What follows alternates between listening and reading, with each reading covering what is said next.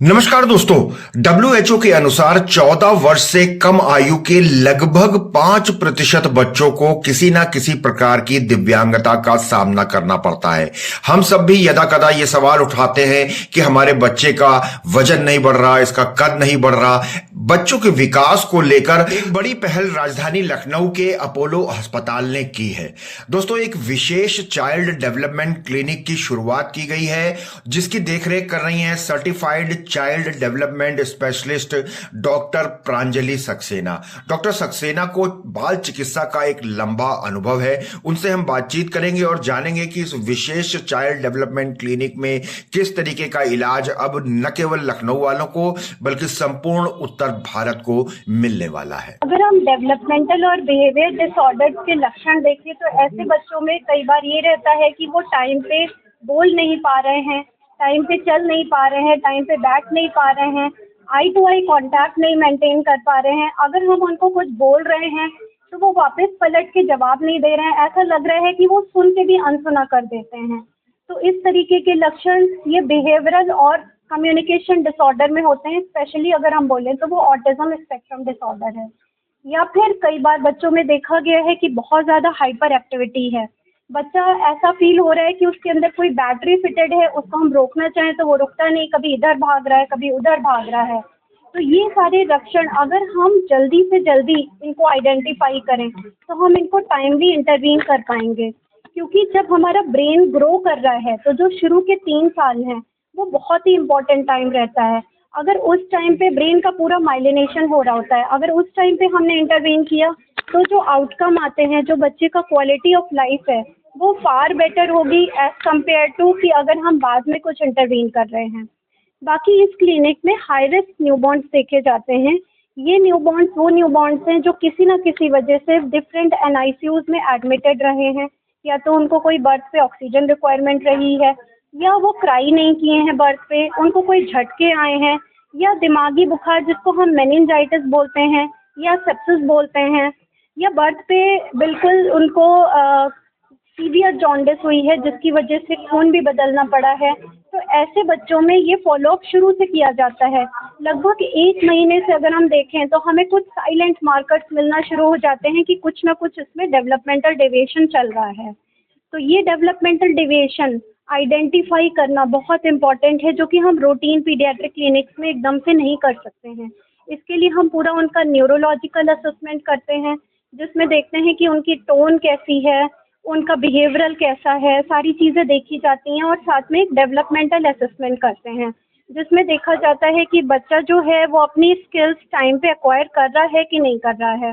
जैसे कि अगर एक छोटा सा एग्जांपल दूं कि 2 महीने पे सोशल स्माइल आने लग जाती है, 4 महीने तक आते आते गर्दन संभलने लग जाती है। तो इन चीज़ों को भी पेरेंट्स बहुत नहीं एकदम से अवेयर हो पाते हैं जब तक हम उन्हें प्रॉपर बताएं नहीं जाके। तो ये साइलेंट मार्कर इन क्लिनिक में हम अलग से उनको असेस करके उसी टाइम पे उनको इंटरवेंशन जो भी लैगिंग है या जो भी डेवलपमेंटल डेविएशंस आ रहे हैं, अगर हमने उनको प्रॉपर बता लिया तो हम उस चीज़ को आगे बढ़ने से काफ़ी हद तक प्रिवेंट कर पाएंगे, जिससे बच्चे की क्वालिटी ऑफ लाइफ काफ़ी हद तक इम्प्रूव होगी।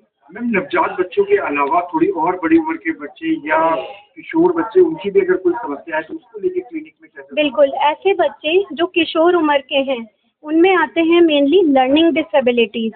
लर्निंग डिसेबिलिटी आप सबने सुना होगा कि किसी किसी को कैलकुलेशन में प्रॉब्लम है, डिसकैलकुलिया, या किसी किसी को राइटिंग में प्रॉब्लम है, किसी किसी को अल्फ़ाबेट जो है वो पी का डी बना देते हैं या उल्टे समझ में आ रहे हैं, या कोई कोई समझ तो रहा है लेकिन चीज़ों को ग्रास्प नहीं कर पा रहा, उसकी मेमोरी उतनी स्ट्रांग नहीं हो पा रही है।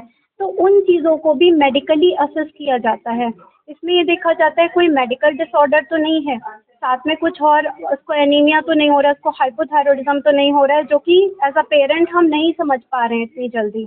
ना कि डायरेक्ट बस उस बच्चे को एकदम से स्कोल्ड करते रहना या डांटते रहना या उस पर प्रेशर बनाते रहना, साथ में उसको कोई मेडिकल इलनेस है या कोई बिहेवियरल प्रॉब्लम हो रही है उसको, या कोई डेवलपमेंटल इशू हो रहा है, इस चीज़ को पहले हम पॉइंट आउट करें, उसको ट्रीट करें अकॉर्डिंगली।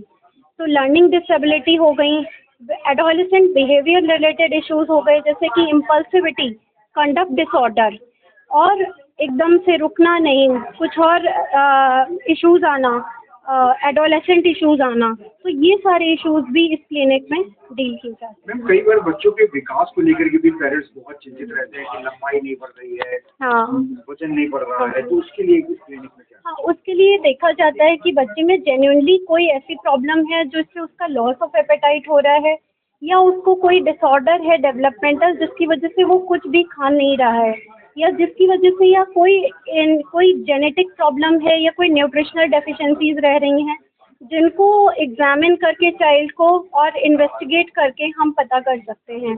और इस तरह विकास को भी हम एड्रेस करते हैं। प्री मैच्योर बच्चों के हम अलग से ग्रोथ चार्ट बनाते हैं, टर्म बेबी के अलग से ग्रोथ चार्ट्स होते हैं जिनमें उनके वेट की मॉनिटरिंग होती है, हेड सर्कमफ्रेंस की मॉनिटरिंग होती है, लेंथ और या हाइट की मॉनिटरिंग होती है। तो इन ग्रोथ चार्ट के थ्रू हम ये पेरेंट्स को बताते हैं कि आपके बच्चे का वेट इतने सेंटाइल पे अभी चल रहा है, या ऐसे ऐसे इम्प्रूव हो रहा है, या अभी गिर रहा है, या ये ओबेसिटी की तरफ जा रहा है। तो इस तरह हम ग्रोथ में भी उतना ही फोकस करते हैं। तो ये एक तरीके का होलिस्टिक क्लिनिक है जिसमें not only growth, development, behaviour, intellectual, cognitive development, हर चीज़ पे फोकस किया जा रहा है। तो दोस्तों देखा आपने, राजधानी लखनऊ के अपोलो अस्पताल में विशेष चाइल्ड क्लिनिक की शुरुआत हो चुकी है। दोस्तों स्वास्थ्य से जुड़ी ऐसी ही प्रमुख खबरें और जानकारियां हम आपको लगातार दिखाते रहते हैं, तो लगातार हमारे साथ बने रहिए और स्वास्थ्य से जुड़ी ऐसी ही बहुमूल्य जानकारियां देखते रहिए। नेशनल वॉच न्यूज चैनल पर बने रहने के लिए बहुत बहुत धन्यवाद दोस्तों।